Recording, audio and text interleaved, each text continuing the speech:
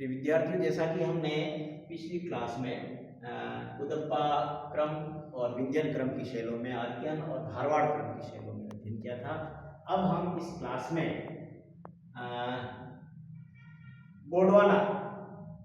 गोंडवाना शैलें उनके बारे में हम अध्ययन करेंगे।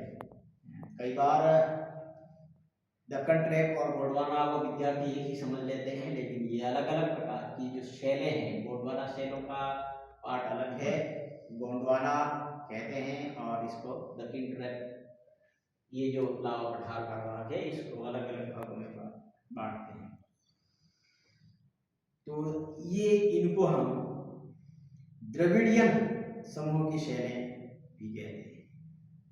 इस समूह की शैलों की उत्पत्ति का काल कैम्ब्रियन से लगा करके मध्य कार्बोनिफेरस काल तक माना जाता है।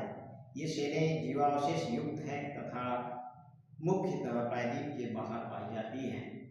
द्रविड़ियन प्रकार की शैलें प्रायद्वीप भारत के बाहर पाई जाती हैं, जिसमें कैम्ब्रियन का 570 मिलियन वर्ष पूर्व से लगा करके मध्य कार्बोनिफेरस मतलब 360 मिलियन वर्ष पूर्व के लगभग द्रविड़ियन समूह की शैलों का निर्माण होता है। चौथे नंबर पर आर्यन समूह की शैलों में गोंडवाना क्रम की शैलें आती हैं। इसके बीच में गोंडवाना क्रम की शैलों से पहले द्रविड़ियन क्रम आता है, और द्रविड़ियन कार्बोनिफेरस से कैम्ब्रियन काल तक का समय रहा है इसमें, और ज़्यादातर ये प्रायद्वीपीय भारत से बाहर में पाई जाती हैं, इसलिए इसका इम्पोर्टेंस नहीं। अब हम आर्यन समूह की शैलें पढ़ते हैं, जिसमें इसको दो भागों में बांटा जा सकता है। आर्यन समूह की शैलों को तीन भागों में। पहला गोंडवाना क्रम की शैलें, दक्कन ट्रैप और टर्शरी क्रम की शैलों के रूप में विभाजित किया जाता है। ये तीन ही आपके सामने हैं। ये जो तीनों हैं, ये जो दोनों मिला देते हैं, ये कौन से, ये आर्यन समूह की हो गई, और ये है पुराण समूह की शैलें दोनों हो गई। और ये जो तीनों प्रकार की जो शैलें आपको दिखाई गई है, वो हमारी ये जो आर्यन समूह की शैलों के नाम से जानते हैं। इसमें आर्यन समूह में गोंडवाना, दक्कन ट्रैप और टर्शरी शैलें आती है, जिसको हम अलग अलग स्टडीज करेंगे। गोंडवाना क्रम की शैलों, ऊपरी कार्बोनिफेरस आज से 360 मिलियन वर्ष पूर्व इनका जुरेसिक युग, उस समय में जुरेसिक युग था। जुरेसिक युग के अंतर्गत इसका व्यंजन क्रम की शैलों के रूप में निर्माण हुआ। प्रायद्वीपीय भारत में दीर्घ काल तक विवर्तनिक हलचलें शांत रहे। ये जो दक्षिण भारत था, जो टेक्टोनिक की जो हलचलें थी, मूवमेंट था, वो लंबे समय तक शांत रहा। ऊपरी कार्बोनिफेरस युग में विश्वव्यापी हर्सिनियन हलचल के कारण जल थल अनेक वितरण में भारी परिवर्तन हुए। यहाँ पर इस गोंडवाना काल की क्रम को हम यहाँ पर सबसे भू हलचलें हुई लार्ज स्केल पर, पूरी पृथ्वी पर जो अर्थ मूवमेंट हुआ, उनको हम हर्सिनियन हलचल के नाम से जाना जाता है। और यहाँ पर जल स्थल के ऊपर भारी परिवर्तन हुआ। टेथिस सागर के उत्तर में स्थित अंगारालैंड में काराकोरम, क्युनलोन तथा मध्य एशिया की अनेक पर्वत श्रेणियां उत्पन्न हुई।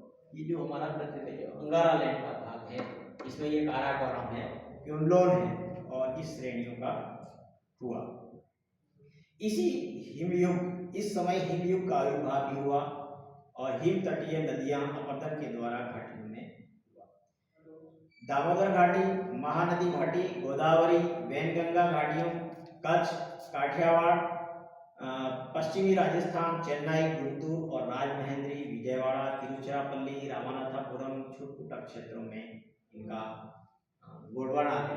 इस तरह से भारत में ज्यादातर पूर्वी भाग में फैली हुई है,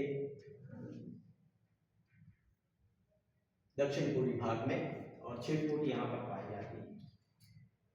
गोंडवाना शैलों का आर्थिक महत्व यह है कि 98% कोयला ये भाग है। तो कोयले का जब हम पढ़ते हैं कि कोयला कहाँ कहाँ मिल सकता है, तो ये इन इन शैलों के आधार पर जैसे ही हमें पता चलेगा कि गोंडवाना लैंड या क्रम की शैलें कहाँ कहाँ पाई जाती हैं, तो उन्हीं गोंडवाना क्रम की शैलों में हमें कोयला प्राप्त होगा। तो 98% कोयला है, जो बालू पत्थर, चिक्का मिट्टी, लिग्नाइट भी मिलता है, सीमेंट तथा रासायनिक उर्वरक उद्योगों के लिए इनका बहुत ज़्यादा इम्पोर्टेंट है। तो गोंडवाना लैंड की शैलों का ऊर्जा के लिए महत्वपूर्ण जो कोयला हमारा आधार रहा है, तो उसके लिए बहुत ही इम्पोर्टेंट है। देन दक्कन ट्रैप, यहाँ ये मध्य प्रदेश का इंदौर है, ये नागपुर इधर आ गया, इधर मुंबई आ गया, इधर ये गुजरात आ गया, और ये वाला जो पूरा भाग है महाराष्ट्र, गुजरात और मध्य प्रदेश, दक्षिण पश्चिम मध्य प्रदेश का जो भाग है वो दक्कन ट्रैप के नाम से जाता है। क्रिटेशियस युग में आज से 144 मिलियन वर्ष पूर्व क्रिटेशियस युग में दक्कन ट्रैप की शैलों का निर्माण हुआ है। व्यापक रूप से ज्वालामुखी क्रिया हुई पृथ्वी पर, और इसी ज्वालामुखी क्रिया से दक्षिण के मुख्य पठार हुआ। लावा निक्षेप के अनुप्रस्थ परतें 1-2 मीटर से 35 मीटर या अधिक गहरी है, 35 मीटर तक लावा की परतें गहरी है। पश्चिम की ओर से 2500 मीटर से अधिक मोटी है। बैसाठ लावा के प्रवाह से सीढ़ीनुमा जैसी भूआकृति का निर्माण हुआ है। इसके कारण उर्वर काली मिट्टी का निर्माण हुआ है, जिसे कपास की मिट्टी, कॉटन सॉइल्स या रेगो भी कहते हैं। इसी ट्रैप से लेटराइट मिट्टी भी बनी है, जिसमें एल्यूमिनियम, लोहा, मैग्नीज का अंश अधिक पाया जाता है। ये वाला जो भाग है दक्कन ट्रैप का 5 लाख वर्ग किलोमीटर क्षेत्र पर महाराष्ट्र के अधिकांश भाग, गुजरात, दक्षिण पश्चिम मध्य प्रदेश, बिहार, तमिलनाडु के छुटपुट क्षेत्रों में भी दक्कन ट्रैप की शैलें मिलती है। आर्थिक महत्व अभी आपको बताया गया है। दक्कन ट्रैप का भवन व सड़क निर्माण के लिए मुख्यतः है।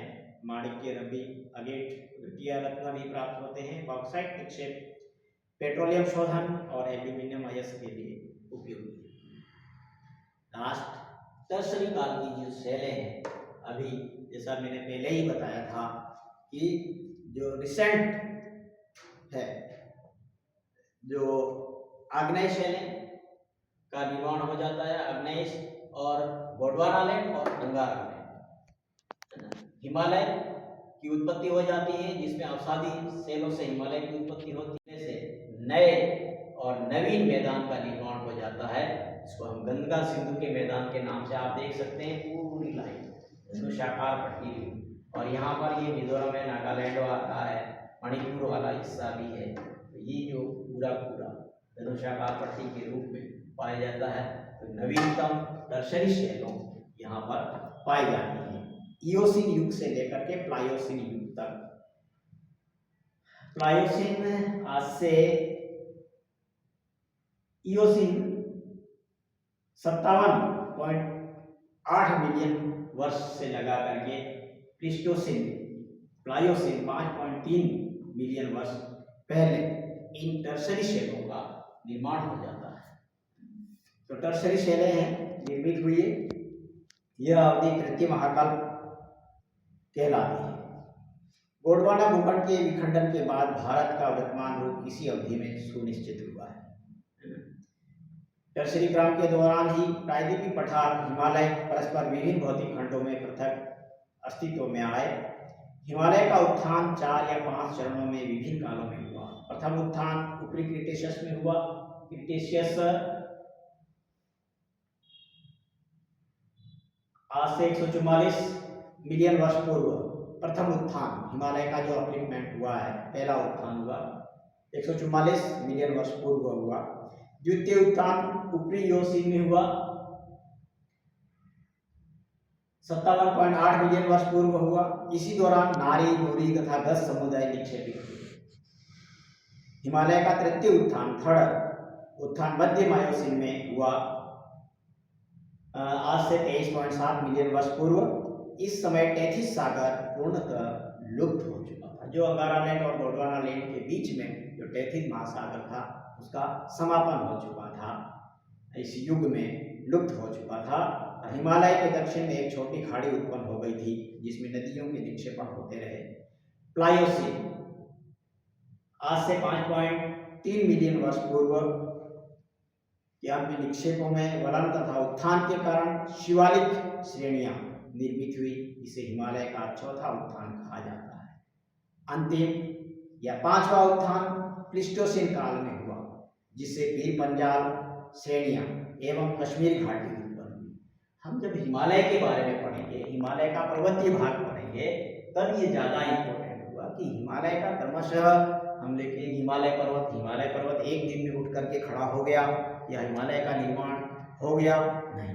ये 144 मिलियन वर्ष जो प्रथम उत्थान हुआ था, और लास्ट में हमारा जो प्लीस्टोसीन युग आता है 1.6 मिलियन वर्ष पहले तक, जो लास्ट में पीर पंजाल की श्रेणियां हुई, शिवालिक की श्रेणियां हुई। मध्य तो महान हिमालय, मध्य हिमालय, फिर पीर पंजाल की श्रेणियां होती हैं, फिर शिवालिक की होती हैं। इस प्रकार से अलग अलग युगों में इसका 5 बार क्रमशः हलचलें हुई, संपीड़न हुआ और अलग अलग इन बौड़दार श्रेणियों का विकास हुआ हिमालय का। इस तरह से टर्शरी काल में हिमालय का निर्माण हो जाता है।